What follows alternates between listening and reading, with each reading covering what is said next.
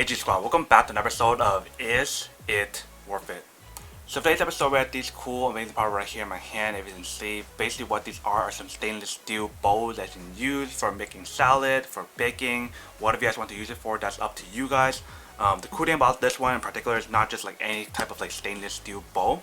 This one has like the stainless steel part on the top part here, and then the bottom part has the silicone material, so that way it helps prevent the product from like moving when you guys are like stirring it or mixing your product. And for this one, actually comes with a silicone lid, and this is basically what the inside looks like. So when you guys buy these bowls, there's different sizes. You guys can buy the small one, medium ones, or big ones, or you guys have the option to buy like a whole set. And for each one of these bowls, they actually have like different type of design in terms of how it looks like and also the interior of the actual product itself. Some of them has like the measurement inside, so you can measure how much to add. So the one that I have right here don't have the measurement on here, but if you guys do want the measurement one, you should definitely go check those out. And when you guys first get the product itself, you guys want to make sure you guys get like warm or hot soapy water and like wash the product first to wash off any of the manufacturing like materials or everything on the actual product itself before using it, because you guys don't want to eat any like nasty dirt or whatever that was left on the actual product itself. But definitely like the overall look and design of the product itself is actually pretty cool if you guys can see. So the only way for us to actually find out how what works and whether or not it actually works is to actually go test it out.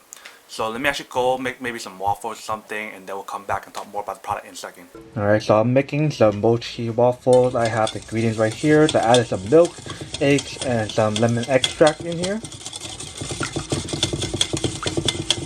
So we're just mixing this right now, and then we're gonna add in our flour after. Alright, so that should be good. Now let's add in our flour ingredients, which is the sweet rice flour and also the sugar and other ingredients as well. So let's do that first. Alright, so we have all our ingredients in here, so I'm just going to mix this up.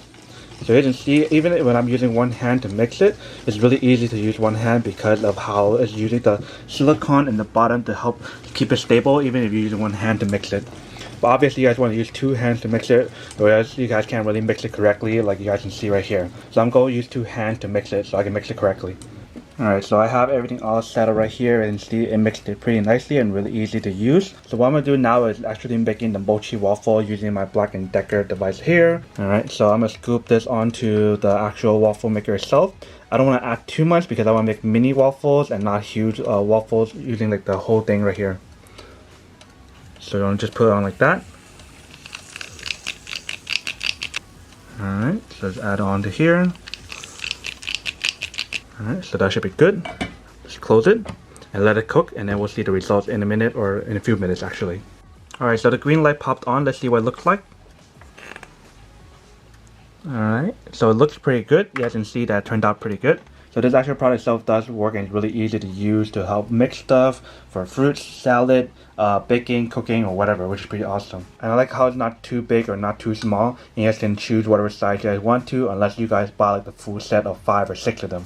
Alright, welcome back guys. So now you guys saw the quick test of the product itself. You guys can see that it's actually really easy to use and everything. I love how it's like stainless steel material, so it's easy to clean, and also it's like kind of like non-stick as well, which is pretty awesome. And what I love even more is the fact that if you guys use like electric whisk on this product, because of the fact that it's stainless steel, it won't actually damage the product because it's not glass or like any other material that can get scratched or whatever. But now that we did a quick unboxing and testing of the product itself, now to answer the question of whether or not it's actually worth it or not.